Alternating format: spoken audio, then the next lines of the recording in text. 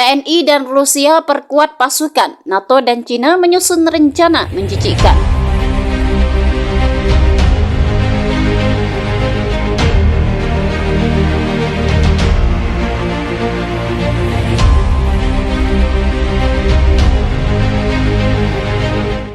Hai halo Sobat Jelajah Militer. Seiring dengan pergeseran kepentingan politik dan keamanan di seluruh dunia, hubungan antara Rusia dan NATO juga Atlantic Organization semakin memburuk selama beberapa tahun terakhir.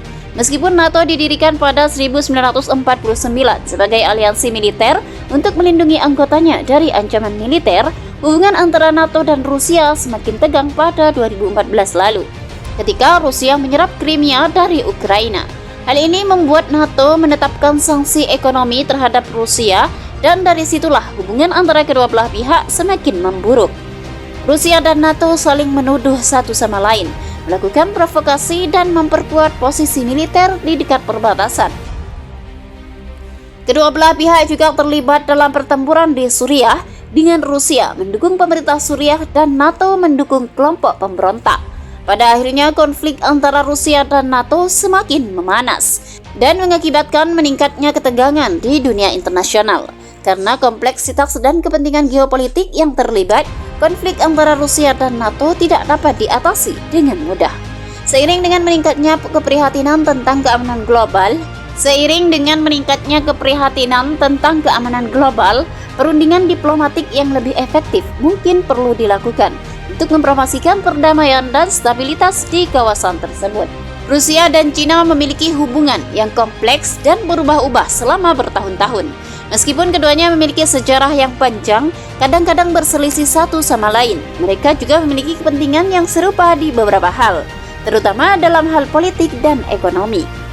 Pada tahun 1950-an, Rusia dan Cina memiliki hubungan yang dekat karena mereka sama-sama negara komunis dan Rusia memberikan dukungan material dan ideologis kepada Cina dalam perjuangan melawan kapitalisme dan imperialisme barat. Namun hubungan antara kedua negara memburuk pada tahun 1960-an karena perbedaan pandangan politik pada awal 2000-an.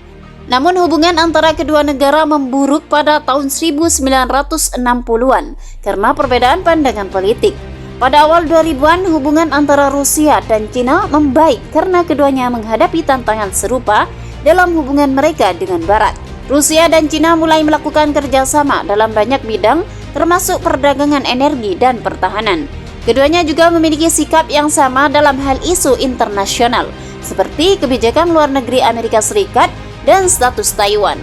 Namun meskipun hubungan antara Rusia dan Cina terus membaik selama beberapa tahun terakhir, konflik atau perang antara kedua negara dapat menimbulkan banyak dampak negatif bagi dunia internasional keduanya.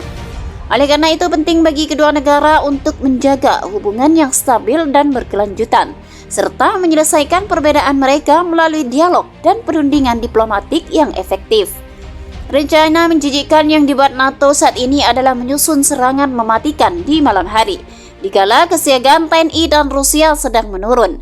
NATO menyusun serangan dengan senjata yang hampir 99% tidak memiliki suara, senjata yang selama ini belum pernah digunakan oleh NATO. Serangan ini ditargetkan menyerang kamp-kamp TNI di Cina. Serangan ini sangatlah menjijikkan, mengingat serangan ini terhitung serangan curang, karena dilakukan saat musuh tidak siap memulai perang. Bagaimana pendapat Anda? Silahkan tulis di kolom komentar.